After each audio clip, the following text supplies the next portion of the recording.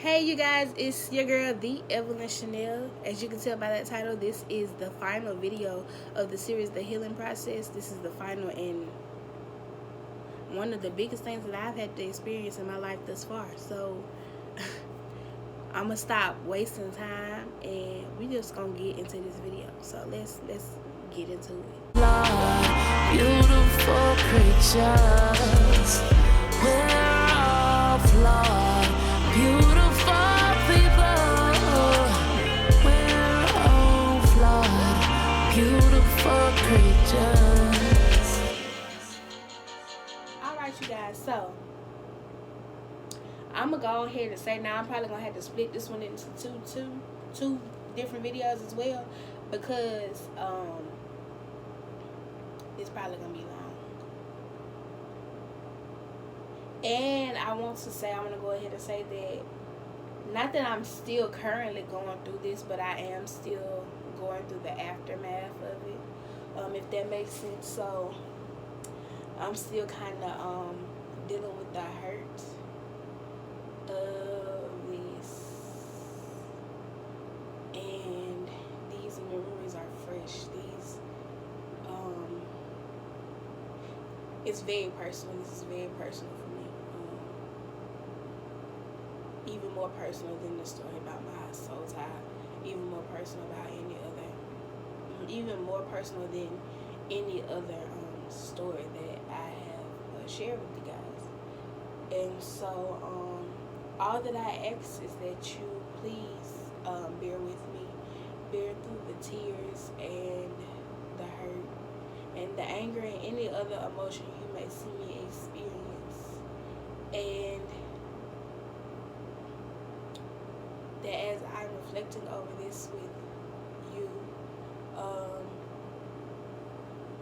I'm really kind of taking off the band-aid for myself, and not just covering it up anymore, but allowing it to be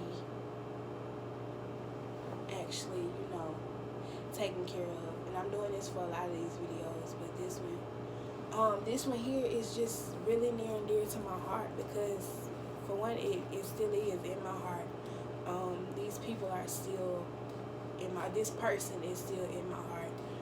But sometimes you just have to realize that, like I said in the last video, you have to let things go. And so I have let him go, physically,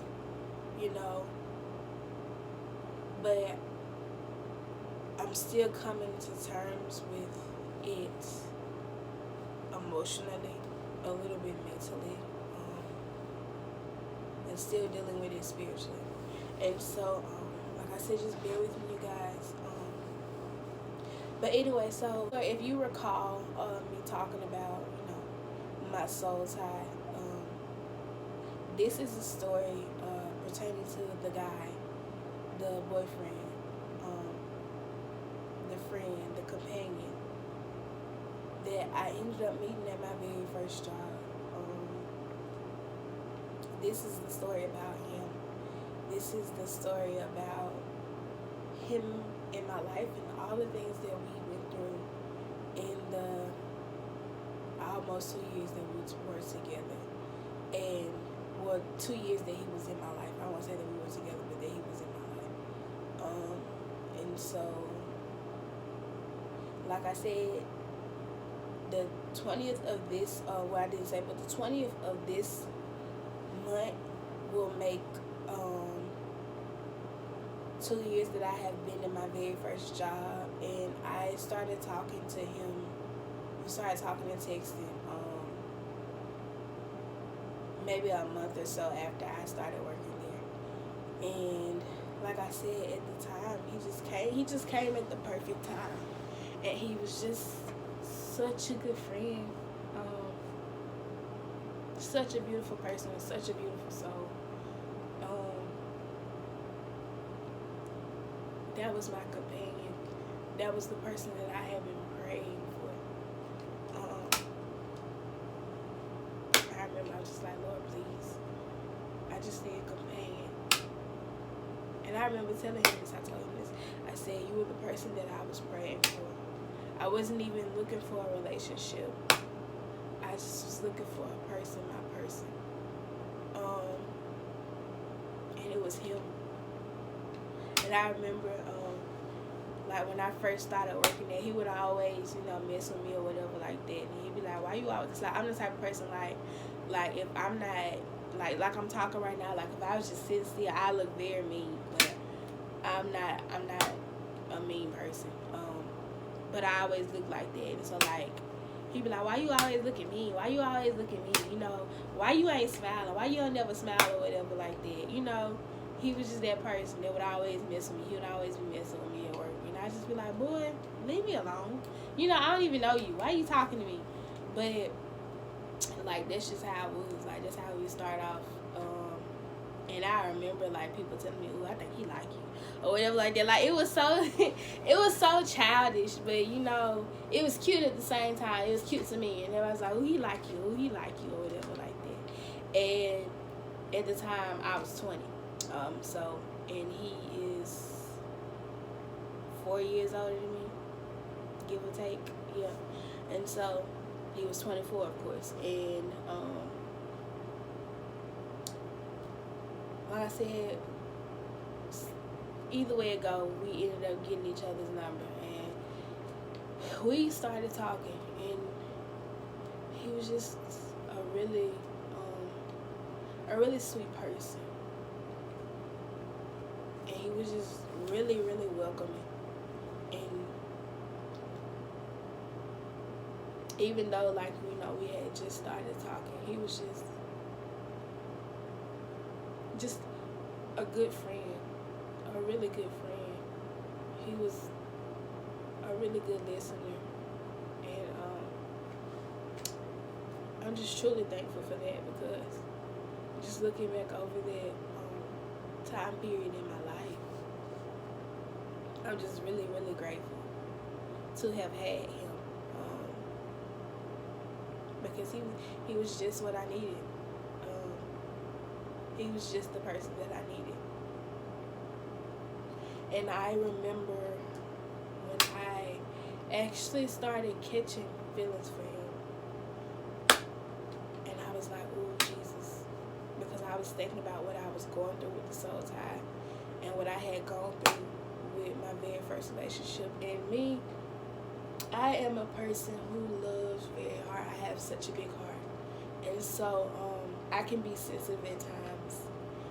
And I take a lot of things so personal. And so me knowing how I am, I was like, please, please, please, please, please, Jesus. If this isn't the guy that I'm supposed to be with for the rest of my life, then please don't let me catch feelings for him like that. And I remember, like, nobody, this was on my own time, but nobody was around. I just remember having anxiety, just like, please, Jesus, please don't let me go through this if this isn't the person that I'm supposed to be with. Once I really just started, catching feelings for him. And like, when we first started talking, we would have those, those parked car conversations. Like, it went from texting every day, FaceTiming, at times we would fall asleep on the phone, to the parked car conversation. And I remember, like, as we kept talking, he was like, I ended up meeting his grandma first. And at the time, he was staying with his grandma because he didn't want her to be at the house by herself. And so I remember I ended up meeting his grandma first. And he was like, eventually, I want you to meet my parents. They're real cool, he was like, I want you to meet them or whatever like that. He was like, not now, not yet, but I want you to meet them.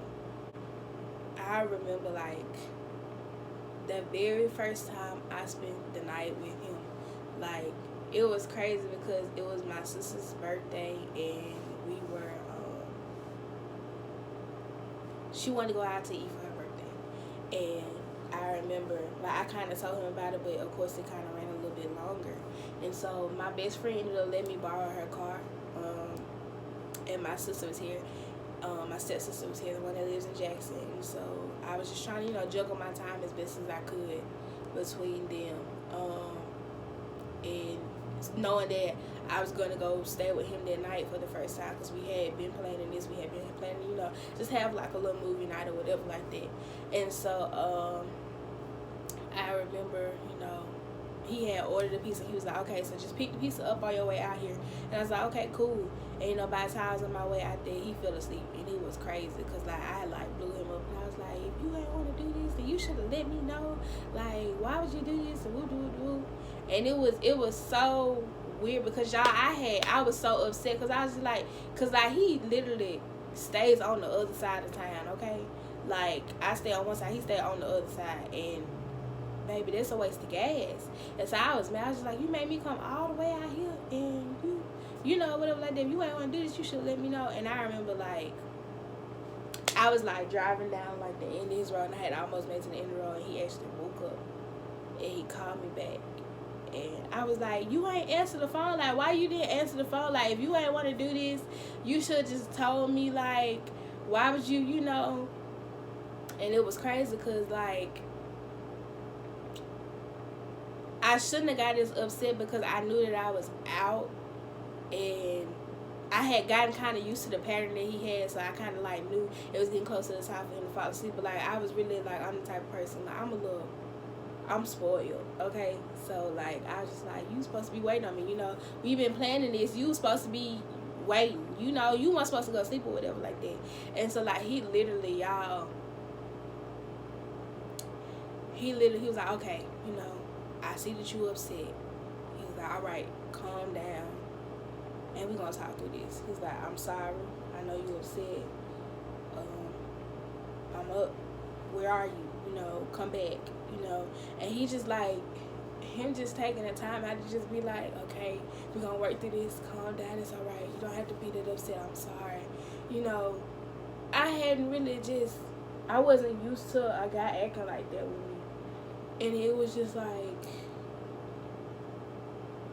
it kind of like tugged on my heartstrings, and I was just like, I'm not used to this, Like, I just for real cut up on him, and he was just like, all right, it's okay, I'm sorry, I'm here, I'm up now, come back, let's work it out, let's talk through it. And so like I said, this wasn't the first time we had hung out, but this particular night, I was supposed to spend the night. And so, we hung out, we watched movies and whatever like that, and we ate pizza. And of course I was hungry because I knew that I was going over there to just like hang out with him like that, so I didn't eat when I was at the restaurant with my sister. And so we hung out or whatever, and we just talked like we always did. We talked about the situation about him falling asleep, and we like, it's okay. And so it was crazy because I remember, like, when I got ready to spend the night, it is 3 rooms in his grandma's house. And, like, he went in one room, and he was like, this room, you'll stay in this room, and I'm going to go over here to the other room. And so I was just like, that's weird, or whatever like that. But at the same time, I was just like, dang. But he cares enough about me not to be just that respectful, because it's one thing to not have sex with you the first time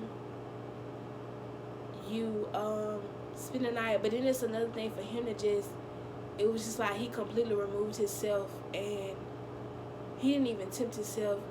And not only did he respect his grandma, but he respected me enough to just say, hey, you're gonna sleep in this room, and I'm gonna sleep in this room. And yeah, and it was just like, yeah, of course, like, yeah, I wanted to sleep in the same bed as him, but it was just like, okay, Jesus, I'm like, all right, like, that, it was meaningful, because it was just like, he wasn't trying to get with me like that. Like, he actually wanted to get to know me as a person, to be with me as a person. And like I said, I guess I wasn't used to it. I wasn't. And so I remember the next morning I ended up having to go to work or whatever like that. So I got ready at his house and I left from his house, went to work, of course. But that morning, and I think, well, not that night because I had gotten there so late, so I didn't get to really meet his parents that night. But I think I had gotten to meet them before that when I actually ended up spending the night. And so it was just like different. And I was like real happy, like real relieved, And from there, we just started spending even more time together. And, sooner or later, like, we did start, because he wasn't staying in his grandma's house no more. The more we started talking, the less he started really spending the night over there. So by the time I was, like, coming over a lot, he wasn't staying with his grandma no more. And so we would sleep in the same bed then. And I just remember, like, I would spend the night with him, and, like, I could tell, like, in my sleep when I had gotten a little too far away from him, because he would start calling my name, and he'd be like boo boo.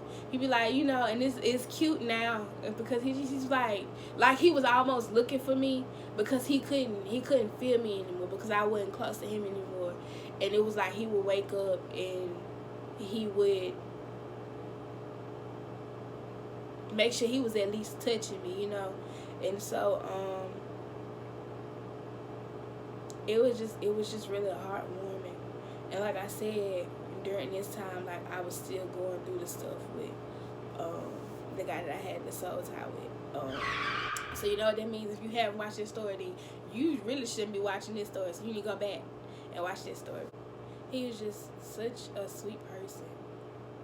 And like I mentioned in the story about my soul tie, I remember because like this whole time I wasn't really opening up to him about that particular part of my life. Like, he knew something was wrong, and he knew I didn't want to be at home, but he didn't know what it was. And I remember, like, this guy just took out all the time in the world to just cater to me. Like, I remember I took my brother to go get something to eat, and he was in, at the time my brother was in, like, Abbeville, and not Abbeville, but Taylor. And so I called him and I was like, hey, you want to ride me to go take my brother to get something to eat? And he was like, yeah, cool. And so, like, he literally, threw on some clothes just to go drive 15 minutes down the road with me to go drop my brother off some food. He would always be there. And as I realized that he was giving me more of his attention, I started giving him more of my attention.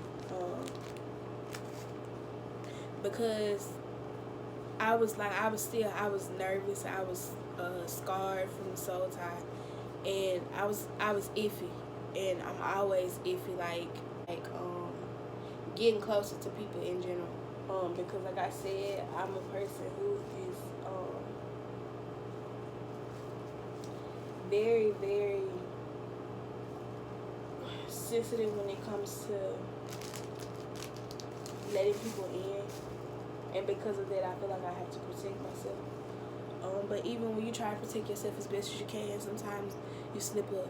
And so, once I had gotten to the place where I realized that, he was opening himself up to me and just going out of his way to make sure that he was there for me, and just doing stuff that you could tell wasn't normal for him, I started doing it in return. And I could tell, like, I was starting to shift gears, and like, this is really when I realized that well, like looking back on it now, it was at this point, like right after the soul tie, right after realizing that, being told that the people in my the campus ministry that I was a part of were just talking about me as if I hadn't told them that I was going through a soul tie, that I needed help, but as if I was just out here sinning. I realized that now that I allowed that church hurt to push me further away from God, because I was pushing myself away from those people and away from them, and those people were holding me accountable, you know, in a different way. And I realized that as I did that I was walking away from God. I was getting closer to Him, and like I said, He became my confidant and the person that I always talk to. I remember he had to go on this business trip, and it was his first time flying. Before he could get on the plane, I was actually going on a cruise, and so I was getting ready to go on the cruise, and he was getting ready to go on his business trip. And I left for my cruise first, but by the time I got back, he would be gone. And so, like, I wouldn't really be able to see him off, I guess, if that makes sense. I wouldn't be able to really just, like, hey, be like, all right, you know, be safe, you know, that goodbye hug or nothing like that. So, what I did was I made him this, I got him this bag or whatever like that. And I just put some stuff in it that I knew helped me when I would go on flight. So I got him like emergency packs and like ibuprofen, and I know like with me, like my ears get real sensitive and stuff like that. And so I think I got him some gum, you know, because your ears had to pop. So I got him some gum, and I got him Gatorades, because I knew he liked those type of Gatorades or whatever like that. And I might have got him some other little snacks or whatever. But like that was just my way of being like, hey, I know I can't be here, you know, to see you off or whatever like that, but I hope this kind of helps. Up until this time, we were always around each other. We would talk to each other 24/7, text each other. So even when not even, we are kind of always around each other, because like I said, keep in mind, we work together. And so for like almost 3 weeks, we weren't going to be around each other. So like, you know, or whatever. Then that was just like something I wasn't used to. And of course, like when you're on a cruise and they shoot by Wi-Fi, you really can't talk to anybody. He was leaving the day I came back, and so I was able to talk to him, you know, in between his flights and stuff, and you know, text him and, hey, how you doing, you know, how you making it, you know, what's going on. And I think this was the very first one of these little business trip things that I had experienced with him. And so this was, like I said, this was my first time being away from him like that, and it was kind of like difficult. And so like I remember when he actually did come back, he came back the day before my choir day at church. So like the day he came back, my mom was here, and like I went to go see him. He came back, and I remember when I see him, and I just started crying, and I was just like, you know, I couldn't help it. I just started crying until I got ready to leave, and it was just because, like, I don't know, I guess I had been so used to just seeing him, and then I was just like, he's back, and then now I'm about to go again, you know, like I wasn't gonna see him the next day. But it was just like, it was just really emotional, because I was just like, I ain't seen you for like 2 weeks, you know. And so like I was just happy that he was back, and so maybe I was just overwhelmed with a lot of emotions. And he ended up, like I said, the next day was our choir day, and he ended up coming to my choir day, and he brought his parents with him. And so like I feel like it was important, you know, because that was my first choir day actually being a part of the choir, and I actually led a song, and I was so nervous. I was so nervous because I hate singing in front of people like that. Woo! But I did it, and it's just like I was just like so grateful because he was there. and his parents were there, like he brought them or whatever like that. And it was so funny because I remember like before he left and we were preparing for the choir day, and his mom was like, Chanel, what song you gonna sing? And we do. And like I actually, ended up letting them listen to the song, so they kind of knew what song it was. And then I remember when we got ready, like at the end of choir day, because of course he really couldn't come to where I was like during the choir day, because it was a lot of people that particular choir day, and we ended up having to sit in the balcony because the floor seats were all taken, and so I really didn't get to see him until the very end. And so his parents were like, you did so good. And I remember because like that wasn't his first time meeting my mom, but it was his first time meeting my grandma. And my grandma was like, ooh, I like him so much. And it was crazy because by this time I honestly feel like this was the person that I was supposed to be with. This was the person that was going to be with me for the rest of my life. And so it was important because, like, if y'all don't know, like, my grandma is, like, very important to me. And so for him to get her approval, that meant a lot to me. And I was just like, ooh, okay. Ooh, one for the win. And so I was just like, okay, and it was just a overall good day for me. I remember later that day we had a conversation, and he was telling me about how apparently his ex had was in the building. He was just like, he spoke to her, whatever like that, and that she had got upset because he spoke to her because she had inboxed him or something. From my understanding, this is what I told.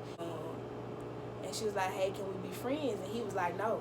She was like, how you gonna speak to me, and when I inbox you ain't even want to talk to me in my inbox or whatever like that. But a week or so after my choir day, she came into our job, and like I said, we worked together. And she came in there, and at first I was like, because the first time I seen her, I didn't really know who she was. So she very well could have had come in there before that, but this was the first time that she came in there and I knew who she was. Like, I knew what she looked like. And I was like, okay, whatever like that. And keep in mind, I'm going to just say this. The place where I work, there are 2 locations of this place in Oxford. I was just like, all right, whatever. I want to say maybe within the period of like maybe a month and a half, something like that, maybe 2 months. The first time I was like, all right, that ain't got nothing to do with me. I don't really care. And then the second time she came in, I was like, all right. Like, and it was like, to me, I felt like she would sit to where she could see him, and you could see like his whole demeanor changing. He would just get like pissed off, like angry, mad. And at the time, I guess she had an issue with somebody else that was in there. But I was just like, I'm going to mind my business. And then the third time, I was like, okay, all right. Because, like, girl, why not just go to the other location, especially when you know that you got some kind of drama with somebody that work here and then your ex work here. And it's just like, you going to sit where you can see him, and you could tell that y'all got whatever kind of animosity y'all got. It's just almost like, you're doing it on purpose. And to me, I feel like at this point you being disrespectful, because I know you sent to where you could see him, and you gonna come in here with all your female friends or whatever like that. And it's just like,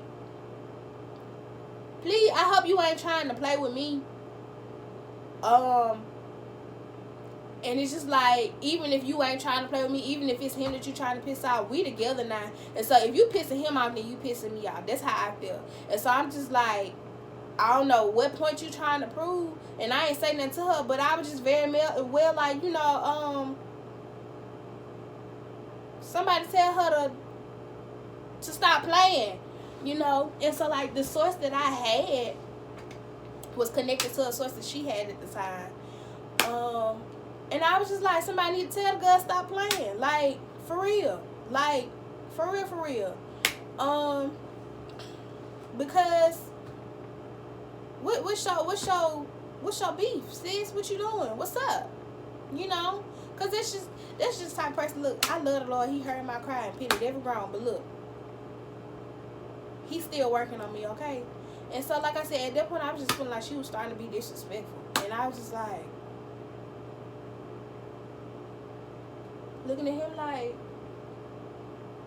you texting her or something, you know? And he like, nah, I can't, you know, can't stand the girl, you know, can't stand the ground she walk on. God, you hate her, you know. But I take birthdays very serious, and so my birthday had came around, and then y'all gonna see, cause your girl turned 23 this year, and so it's my Jordan year, and what's up? But anyway, your girl celebrates her birthday for a week, if not the whole entire month. But and so, like, birthdays are really important in my family, and with him, I guess, I mean, they're kind of important, but it's not all of that. Like, birthdays and holidays, we take it serious around here. Like, that's our thing. Like I said, y'all, this is still us making it through the first year of us talking, okay? Let's just nip that in the bud. And we didn't actually make it official in our relationship until June 21st. We made it official in June. October comes around, it's my birthday. And he ended up going on another one of his little business trip thingies the week before my birthday. And so I'm like, are you gonna make it before my, you know, are you gonna make it in time for my birthday? Are you gonna make it in time for my birthday? And so for my birthday, I was turning 21. Yeah, I was turning 21. And so my plans were I was going to Joe's Crab Shack. On my actual birthday, I was going to go to Toyo's, which is what we always end up doing for birthdays, you know.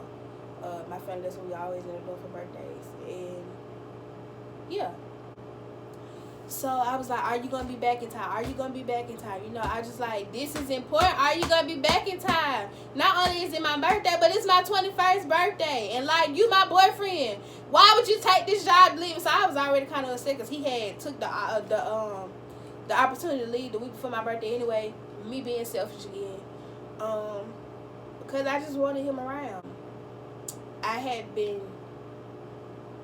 given the word that the enemy was going to try to take me out before my 21st birthday, because he knew that if I made it to my 21st birthday, then he would be in trouble. I remember in the weeks prior to my birthday, I was in the car with me and my cousin, and this car came out of nowhere. I almost ran us off the road, baby. Was about to die. Y'all, me and my cousin was in the car, and we was both hollering. And I wasn't even, like, we was in, like, a parking lot, so it wasn't even like I was driving crazy and nothing like that, but we were both hollering. The car just shot out. We was like, you know, cutting up, cussing and everything. We was ready to fight. And so, like I said, that had happened a couple of days. And then the day before my actual birthday, we were getting ready. Like I said, we were getting ready. And he had came back, and, like, I was upset with him because I was like, are you coming, you know? And he was like, I'm tired, you know, whatever like that, which I should have understood, but I didn't understand because it was my birthday and I was upset. And so, we got ready to leave, and we left, and I was pissed off at him, y'all. I was so mad, and I could have acted better, and my emotions started to rub off on him. And so, like, this particular time, it wasn't like the very first time when I got mad at him. He was like, okay, you know, we can figure this out, this, that, and the other. He actually got mad back, and he was like, you know, you being inconsiderate, which he was right. Like, I was being inconsiderate. I was, you know, being spoiled and selfish, because he had just gotten back from being gone for 2 weeks. And the days that he spent when he was gone for those days, he would be like up at the crack of dawn and wouldn't go to sleep so it'd be like he'll be up at maybe 6:30, 7 o'clock, and then he wouldn't go to bed until like 11, 12, and he would do this for I think like 5-6 days straight. Then he'd have, of course, just one break in between that, and then He had one break around like 1:12 o'clock, and then he'd be back at the same thing he was doing. And then, like I said, he wouldn't be done until around 11. And so he would do this for like 5 days straight. I think like the 6th day would be like maybe a half day, and then the 7th day, which always ended up being the Sunday, would be an off day. And then he'd do that again for like 5 days, and then the 6th day would be the travel day, and he'd be back home on that 7th day. And that's what he did. And so like, being that it was my birthday and I was being a drama queen and birthdays are important and this is my time, I ain't have no understanding of that. And like I said, now I'm looking back at it, I was like really selfish for that. But I was very angry at him. We were very angry at each other. And so I didn't end up driving there. And Joe's Crab Shack from where I am is about an hour away because it's in Memphis. And so we went to Joe's Crab Shack, you know. Your girl love her some crab legs, baby. So your girl threw down. And I did. I enjoyed it. And like, keep in mind, like, we going at it or whatever like that during this whole little period, you know. But your girl, it's my birthday and I ain't got time. And so, and like I said, we had kind of been arguing off and on while he was gone too. Because it's just like, are you going to make it back in time? Like, that's the only thing I can think about. You know, like, nah, are you tired? Are you okay? Did you get sleep? You know, like, I was really being a bit selfish this particular business trip because I wanted it to be all about me. It was my birthday month, and it was my 21st birthday, and I was upset, you know, because he chose the opportunity to go make money, not as if he was going to even miss my actual birthday. But I was just upset. And so, because I had gotten so used to him dropping everything for me. Like, that's what he would do. And so, in this particular moment, I made the mistake of not thinking about how he dropped everything for me any other time. And this particular time, he couldn't because he was making money. I'm sorry, I keep jumping all over the place. So, like I said, we at Joe's Crab Shack, and your girl is throwing down. Your girl is eating goods. Do you hear me? Good, honey. Crab legs, baby. I was here for it. And so we got ready to leave, and I ended up driving back. And so, like, it's me, my best friend Hannah, one of my other best friends and my cousin in the backseat. Well, one of my other friends and my cousins in the backseat. And so we, like, literally, like, I remember this just as plain as day, y'all. And it must have been, like I said, this is a Saturday night, so it must have been a club jumping somewhere. It was like this little hole, it for real looked like it was just a little shack, y'all. And so, like, as we were getting close to the bypass, the road started to close in.